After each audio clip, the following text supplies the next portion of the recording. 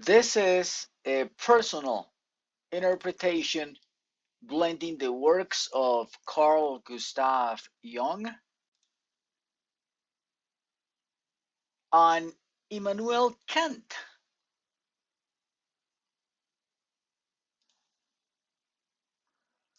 and a touch of my own theory. Engaging in creative activities, pursuits like drawing and writing, is more than just a pastime. It's a journey into self discovery. Both activities directly nourish our neurons. Carl Jung's concepts of the persona, the ego, the shadow, the complexes, the anima, the animus, the self, and the archetypes illustrate the complexity of our inner world. By engaging in both activities, drawing and writing, we can see our entire self. Immanuel Kant's philosophy on the nature of perception and reality adds depth to this exploration and can help us navigate beyond the phenomenal world, or as I call it, the world of appearances, to uncover deeper truths about ourselves, to counteract the world of appearances. We must power up our neurons, let go, and see what emerges. The brain must be strengthened so the neurons can regulate, proliferate, migrate, differentiate, and clean themselves up from the waste attached to them. What we have come to call the traumas. When the neurons are fully empowered, the brain will reveal the road to success, and things will happen for us. Everything that defines our reality is about neurons and cellular regeneration. Cities, urban cities, degenerate our neurons and our body cells, and living outside cities is just too difficult. To truly succeed on conscious and subconscious levels, we must regenerate and rehabilitate ourselves from the inside out and follow the flow. Nevertheless, it is hard to predict where this process will take us, but we must understand that all we think and desire is the result of decayed neurons and decayed body cells in need of rehabilitation. Therefore, we must rehabilitate our neurons and body cells many times over. This process will push us out of our comfort zone. Our lives may completely change. We must go through stages and phases to overcome the barriers holding us enclosed. These barriers are not strong, they just pretend to be.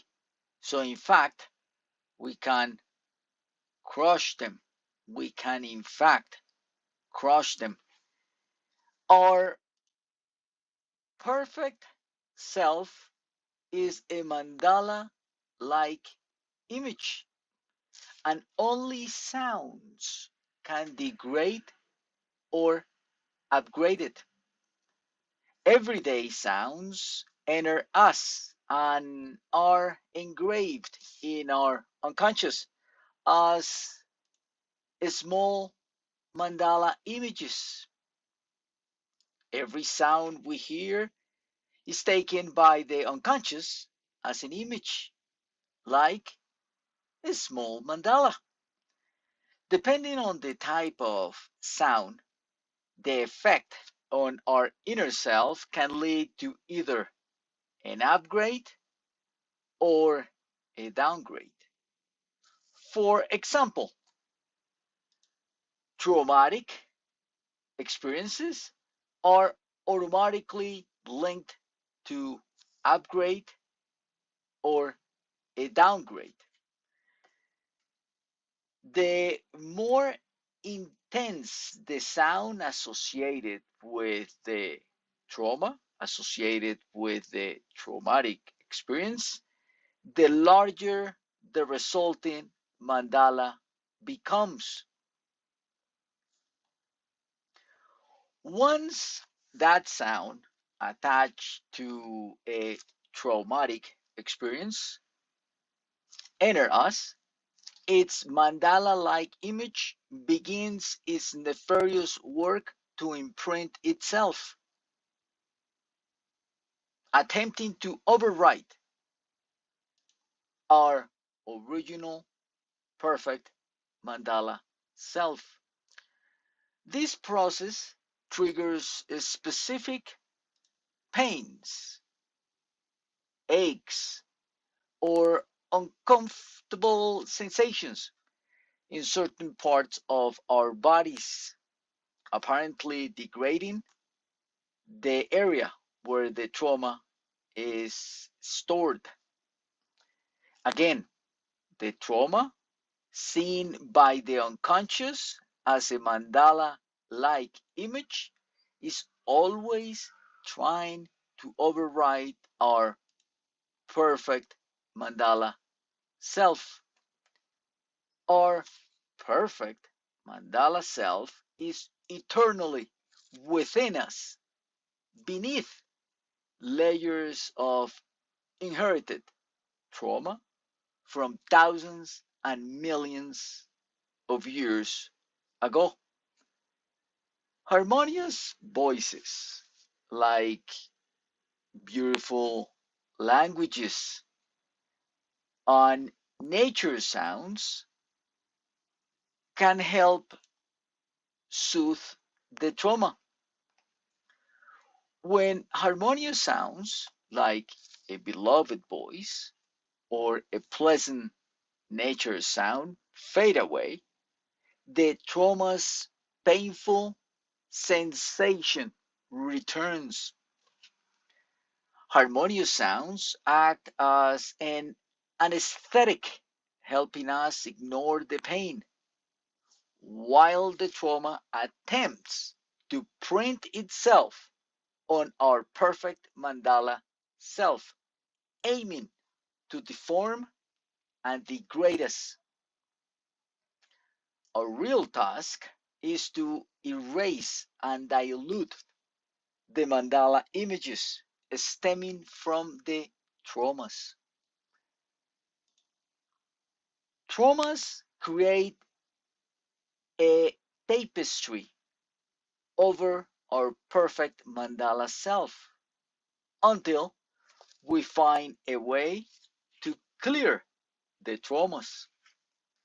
If we don't clear our traumas, they pass on to the next generations. All senses of lack, poverty, ugliness, disease, discomfort, and similar mental and physical states result from the trauma image working to imprint itself on our perfect mandala self. When the trauma image finds its way to get printed over our golden, resilient, perfect mandala self, it can only paint itself. The trauma cannot alter our solid, impenetrable, golden mandala self. Since the trauma is part of the world of appearances, bound by the principle of cause and effect, the trauma paints itself repeatedly, making itself as thick as possible. Our inner light, when projected outward, is subdued by the trauma, causing us to emit a reality reflecting the printed trauma, not our true, perfect mandala self image. Once we dilute the paint that composes the trauma, our perfect mandala self will reflect outward, and we will finally get to see our beautiful, perfect, abundant reality without any distortions blocking it. Thank you.